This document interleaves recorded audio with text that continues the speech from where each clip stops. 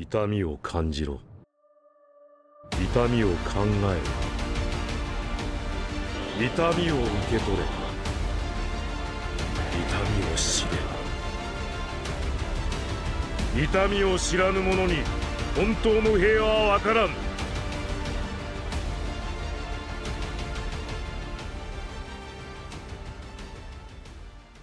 Wesh wesh canapé, ça se brosse et aujourd'hui au programme, on repart sur un classement, mais cette fois-ci un classement très particulier. Vous savez, dans un univers comme Naruto, il existe forcément une hiérarchie. Dès le début de l'œuvre, on nous indique que globalement, on a les aspirants ninja qui vont devenir genin à l'issue de leur passage à l'académie. Ensuite, ils vont passer un examen pour devenir genin afin de prendre la tête d'unité ninja. Ensuite, avec le temps, ils passeront jonin sur recommandation pour partir dans des missions encore plus dangereuses et le top 1% des jonin de l'histoire aura la chance de devenir le Kage de son village. C'est une hiérarchie plutôt bien organisée, on connaît pas mal de représentants de chaque rang. Sauf qu'en vérité, il en existe encore plus que ça, et on va toutes les aborder ici. Niveau organisation, ça va être très simple, on va sélectionner un rang et dire qui est le plus fort de ce 10 rangs à la fin du manga. La fin du manga correspondra au chapitre 699, donc sans compter le chapitre épilogue qui rentre directement dans Boruto. Boruto pourrait avoir sa propre vidéo par la suite, c'est pour ça. Et on va exceptionnellement prendre en compte les romans également, qui se situent à peu près vers la période de The Last, donc qui est encore un petit peu avant Boruto. Mais bon, globalement, ça changera pas grand chose, c'est juste pour éviter de se limiter de trop. Et sur ces belles paroles, on va pouvoir commencer. Du coup, puisque j'entends que vous avez hâte d'entendre que Tenten est la première partout, on va pouvoir commencer. Et je l'ai enlevé de ce classement pour des raisons ultra évidentes, un petit peu de suspense, tout ça.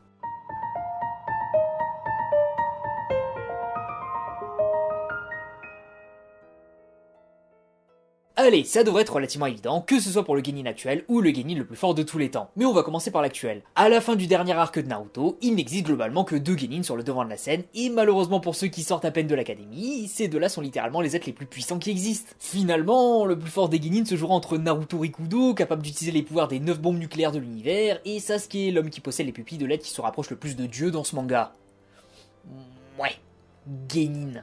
Et ce débat a déjà eu lieu sur cette chaîne, je vais le dire et le répéter, Naruto est juste plus fort que Sasuke à la fin de cette œuvre. En vrai, c'est même pas que Sasuke soit faible, c'est juste que Naruto, sans grande raison, est juste beaucoup trop cheaté. Déjà pendant leur combat, ce dernier se retenait pendant une bonne partie de ce combat parce que son but n'était pas d'éliminer Sasuke. Ce dernier lui a littéralement fait la remarque. Mais le pire, c'est que quand il a décidé de se donner à fond, Sasuke a dû utiliser une source externe de puissance pour ne serait-ce que repousser l'attaque de Naruto.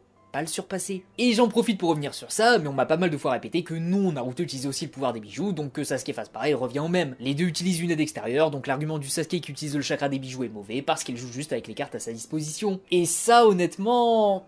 Bah je l'entends. À la toute fin, Sasuke a bel et bien réussi à repousser Naruto en utilisant habilement tout ce qu'il pouvait à son avantage. Mais faut surtout comprendre que c'est une situation parmi une infinité possible, et que dans cette infinité de possibilités de scénarios, Sasuke n'accède à ce pouvoir que de manière situationnelle. En d'autres termes, si tu fais une revanche entre les deux, il n'aurait pas accès au chakra des bijoux, là où Naruto l'aurait toujours. Et sans cette faculté d'égaler Naruto, il n'a plus rien pour le gérer. Plusieurs personnes m'ont dit, oui mais même sans ça, il aurait pu utiliser Ameno Tejikara pour esquiver le double Rasen Shuriken. Alors certes c'est concevable, mais comprenez que si Naruto n'utilise pas cette attaque et qu'il décide de charger Sasuke avec les clones avatars de Kyuubi, il va le soulever méchamment. Sasuke n'a juste littéralement rien contre ça. Donc évidemment Naruto est au-dessus, et vu le résultat dans le manga, ça me semble assez clair. Naruto est donc le genin actuel, le plus fort du manga. Et bah je pense que personne ne va faire de manière si je dis que le plus fort des genins de tous les temps, c'est l'actuel genin le plus puissant, Naruto. Il y a juste personne qui l'a surpassé ou ne serait-ce qu'atteint 1/10 de son niveau en tant que genin, donc il prend ses victoires haut la main peau de lapin, que ce soit actuellement ou all time, c'est lui le plus fort.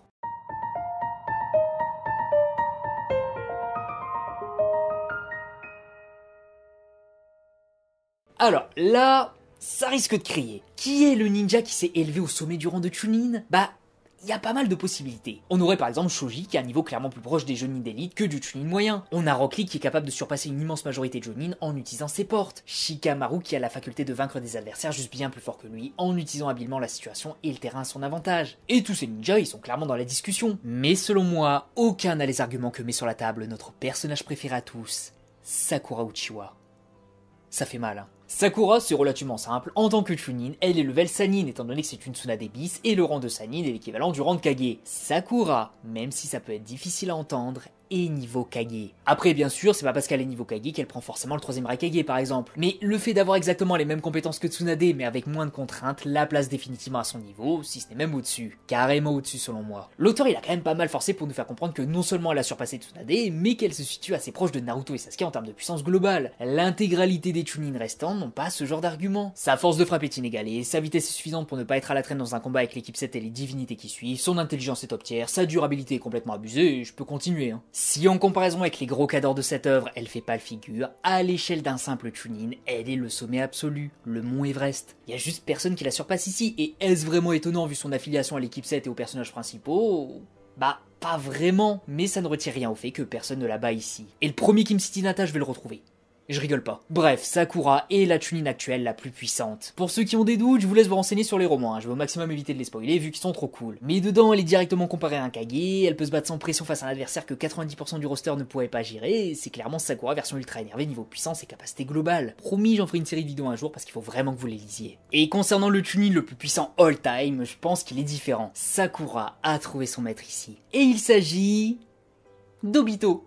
Même si je sens que ça va jouer sur les mots ici. En fait, Obito, pendant la 3ème Grande Guerre, était Chunin. Ensuite, il a fait un face-à-face avec un caillou, Madara l'a repimpé un petit peu, et il a obtenu les cellules d'Hashirama et par la suite le Mangekyou Sharingan. Au moment où il affronte les ninjas de Kiri, il est encore techniquement un ninja affilié à Konoha. Genre, il a pas encore déserté le village, donc le Obito qui broie les ninjas de Kiri comme du noir, c'était un ninja de Konoha, et un Chunin de Konoha pour être plus précis. Après, on pourrait même se dire que les Obito d'après sont toujours Chunin parce que c'est le plus haut rang qu'ils ont atteint, et dans ce cas-là, sa victoire ne fait pas photo, mais quand on va aussi juger le meilleur ninja renégat, je les dissocie. Obito était un Chunin de Konoha quand il a obtenu son Mangekyou Sharingan, et ensuite, il a accepté la proposition de Madara, et là, précisément ici, il devient ninja renégat. Donc le Obito Zetsuifié était un Chunin. Et malheureusement pour Sakura, elle a absolument rien contre lui au vu de son style. Je pense même que Sakura est l'un des pires match-up ici, parce que son truc à elle, c'est frapper extrêmement fort et pouvoir tanker à peu près n'importe quelle attaque. Mais Obito il se fait quasi jamais toucher, son Kamui passe outre toute durabilité ennemie, donc on annule littéralement les deux points forts de Sakura ici. Si autant ninja de Kiri n'ont pas réussi à le toucher, je vois pas pourquoi Sakura, avec son style, y arriverait. Et oui, y a aucun autre candidat Chunin capable de réaliser cette dinguerie. Du coup, Obito est le plus fort Chunin de tous les temps. Il lui aura juste fallu être recruté par Madara, bourré de celui d'Hashirama, être entouré par une entité incompréhensible pour l'être humain, éveiller l'une des pupilles les plus cheatées de l'univers pour devenir le Chunin le plus puissant. Comme quoi, avec de la volonté,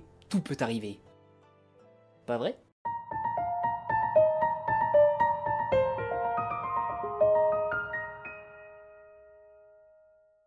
Concernant le Chunin le plus fort actuellement, les choix sont relativement restreints, surtout à la fin de la Grande Guerre. Guy est handicapé et globalement, les autres Chunin sont soit des randoms, soit pas au niveau de cet être si merveilleux.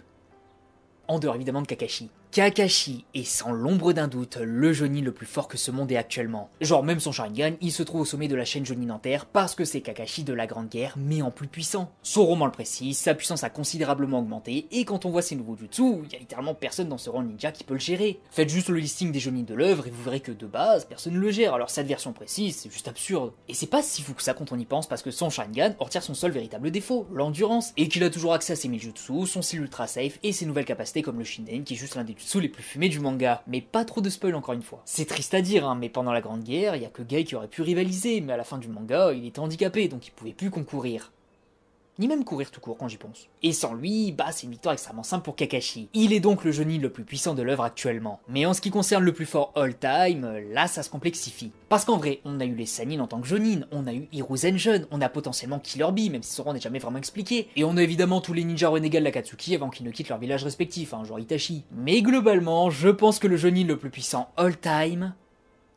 c'est encore Kakashi. Vraiment, son niveau, c'est une dinguerie. On ne connaît pas réellement la puissance de jeune Hiruzen, donc difficile de le compter ici. Orochimaru a quitté le village il y a un moment, donc le niveau qu'il a actuellement est loin de celui qu'il avait avant. Tsunade ne pourrait sûrement pas battre Kakashi Grande Guerre, alors le Kakashi des romans, c'est presque inconcevable. Jiraiya, lui, pourrait s'en sortir à peu près contre le Kakashi de la Grande Guerre, mais dans les romans, tendu, hein. Pareil pour Killer Bee, s'il est reconnu comme Chunin de son village. Mais surtout, si on prend en compte toutes les versions de Kakashi, Kakashi double Mangekyou Sharingan existe. À un moment de l'œuvre, une version de Kakashi avait le double Mangekyou Sharingan tout en étant Jonin. Et là, il y a absolument aucune chance pour que quelqu'un soit à son niveau, parce qu'en dehors de Kaguya, Madara et potentiellement Naruto et Sasuke, bah ça n'existe pas. Même si cette forme ne va durer que quelques minutes, il pourra blitz l'intégralité de ses adversaires et soit les éliminer, soit les envoyer dans la dimension Kamui où c'est pas possible de s'en sortir sans posséder soi-même le Kamui. Donc oui, peu importe à qui vous pensez, il va perdre contre ce Kakashi. Même son grand rival, Guy 8ème porte, n'a virtuellement aucune chance de ne serait-ce que le toucher, vu que Kakashi est bien plus rapide que lui et qu'il est juste intouchable avec ses pupilles. Mais respect au personnage le plus incroyable de ce manga, mais jamais il bat ce Kakashi. D'ailleurs, j'ai déjà couvert ce débat pour ceux qui veulent étayer un petit peu le sujet. L'autopromotion, y'a que ça de vrai. Mais bref, Kakashi est le meilleur jonin, que ce soit à la fin du manga ou même de tous les temps. Et d'ailleurs, ça colle plutôt bien son personnage parce que c'est lui un petit peu le représentant des jonin dans cette œuvre.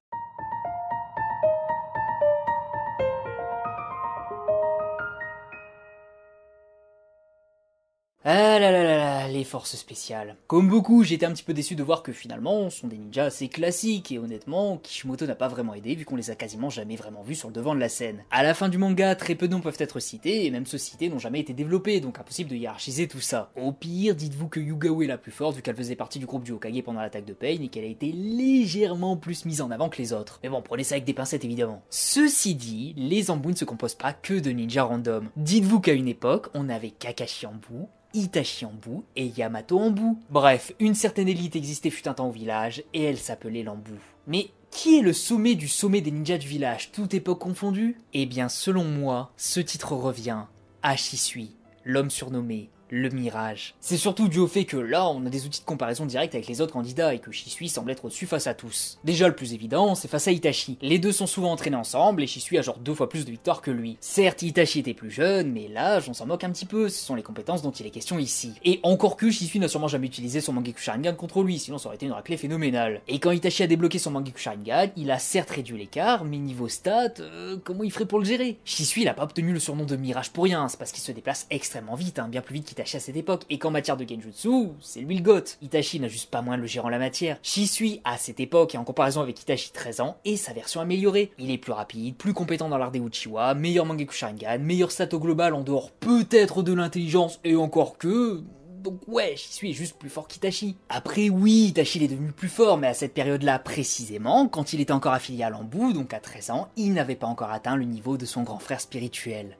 Oh, ça m'a fait un petit pincement au cœur de dire ça. Mais assez de sentimentalisme. Face à Kakashi, bah... Vous voyez Itachi contre Kakashi au milieu de la partie 1? Bah ce serait pareil, mais avec un Kakashi encore plus faible. Shisui va le cuire comme un tartare. Et bon, pour Yamato, je pense que j'ai pas besoin d'aller dans les détails. Shisui est donc, selon moi, le ninja Anbu le plus puissant all time. Même parmi les autres villages, on n'a pas trop d'infos sur une éventuelle menace pour lui, donc il est le plus puissant de sa catégorie. Shisui est tellement sous-coté, mais tellement surcoté aussi.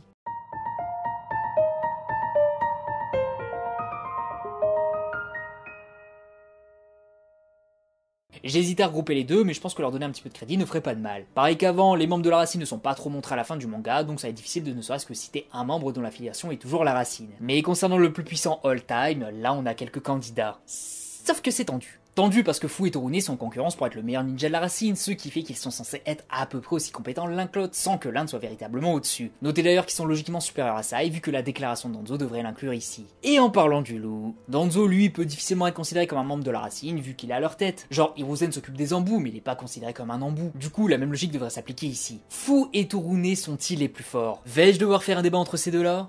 Eh bah, fort heureusement, non. Nous avons un membre de la racine dont la puissance est juste phénoménale. Yoji Aburame. Et je pense que ceux qui n'ont jamais lu les romans ou ceux qui n'ont pas vu ma vidéo sur les Aburame ne vont avoir aucune idée de qui est ce bonhomme. Attention, spoil, c'est tout simplement l'homme qui a tué Shisui. Oui, oui. Dans le roman d'Itachi, Danzo discute avec Shisui et Yoji l'attaque avec ses insectes. Ces insectes ont la particularité d'avoir un poison extrêmement puissant, capable de coucher n'importe qui. Mais la douille, c'est qu'en plus d'être extrêmement puissant, la piqûre de ces insectes est l'équivalent de celle d'un moustique, donc on ne la sent pas. Une bête qui est presque indétectable, qui empoisonne sans que l'on s'en rende compte et qui est suffisamment empoisonnée pour être impossible d'y résister. Shisui s'est fait piquer et il allait mourir. Il l'a dit lui-même. Son suicide par la suite n'a pas changé le fait que s'il ne s'était pas lui-même donné la mort, c'est Yoji qui aurait eu la killcam finale. C'est littéralement suicidé avant de se faire fatalement abattre. Peut-être que Torune serait relativement adapté pour l'affronter, mais j'en doute un petit peu. Du moins, vu la puissance colossale de son poison, je vois pas Torune le surpasser malgré ses nano-insectes. Et Fu, c'est pareil. Dites-vous que Danzo a confié la mission de tuer Shisui à Yoji, donc c'était qu'à son époque, c'était sans doute le meilleur assassin à sa disposition. Donc, le membre de la racine le plus puissant all-time, c'est Yoji. Ce serait Danzo si on le compte comme un membre à part entière vu ses Sharingan, mais son implication me semble un petit peu trop dessus pour le compter comme un ninja de la racine au sens strict du terme. Mais je vous laisse vous faire votre propre opinion là-dessus.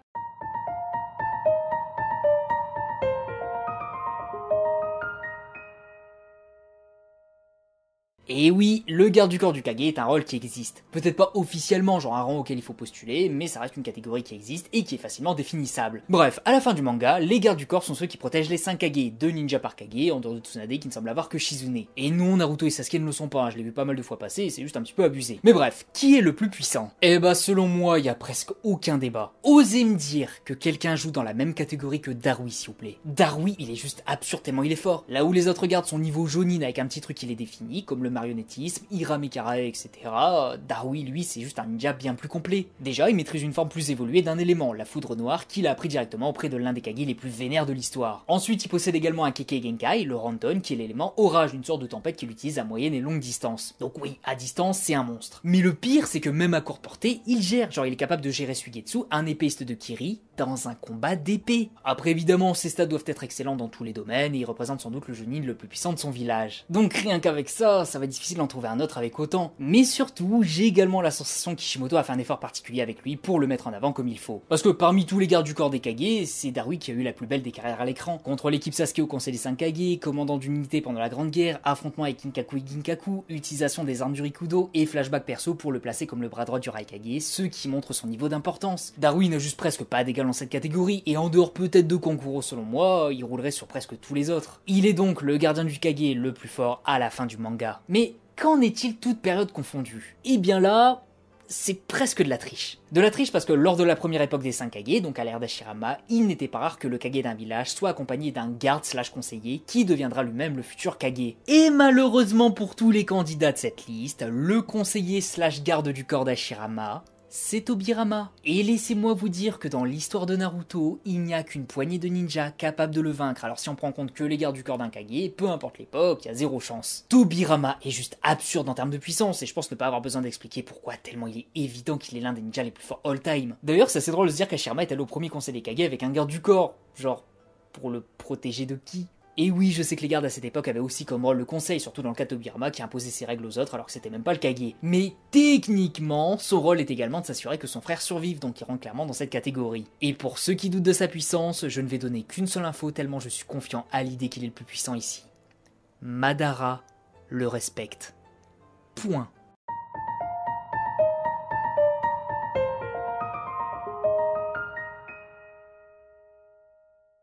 Dernière catégorie ici, les ninjas renégats. Alors, comme indiqué en intro, on va prendre en compte les personnages que jusqu'à la fin de Naruto partie 2 ou Naruto Shippuden sans empiéter sur Boruto. Ceci dit, les romans sont pris en compte et je vais exceptionnellement changer les règles uniquement ici pour ajouter une catégorie de plus. Parce qu'à la fin de l'œuvre, il n'existe plus réellement de ninja renégats en dehors de 2 exceptions qui ne sont plus vraiment dans les romans. Mais comme je dois ajouter une catégorie de plus, on va dire que Kabuto est le ninja renégat le plus puissant actuellement et que son affiliation avec Konoha n'est arrivée qu'après la fin de l'œuvre. Vous me pardonnerez, mais bien se passer. De toute façon, je fais ce que je veux, c'est ma vidéo. Mais bref, dans tous les cas, c'est juste un débat Kabuto contre Orochimaru ici, vu que les autres expériences d'Orochimaru n'ont pas le niveau de se frotter à ces deux-là. Et malheureusement pour Orochimaru, il a juste rien pour gérer Kabuto. Kabuto, c'est Orochimaru avec 1000 trucs en plus. Il a littéralement récupéré tout ce que représente Orochimaru, que ce soit niveau technique et niveau compétence, tout en y ajoutant les capacités des autres membres du son et en stackant tout ça sur le mode ermite parfait. Juste, Orochimaru il a quoi pour le vaincre? Il y aurait que les Doten, c'est à la limite, mais Kabuto l'a également, et j'ai plutôt tendance à retirer cette technique de l'équation dans les débats pour éviter les scénarios infinis. En bref, le ninja renégat le plus puissant de la fin de l'œuvre, c'est bien Kabuto. Pendant l'ère post-Naruto et pré-Boruto, il y a eu l'ère des romans, et j'imagine que c'est ici que la décision de faire surveiller Orochimaru et Kabuto a été instaurée. Du coup, ça passe dans cette catégorie en transgressant légèrement la règle instaurée au début. Aspros le petit voyou. Et concernant le ninja renégat le plus puissant all-time, y a-t-il véritablement débat? Bah... oui.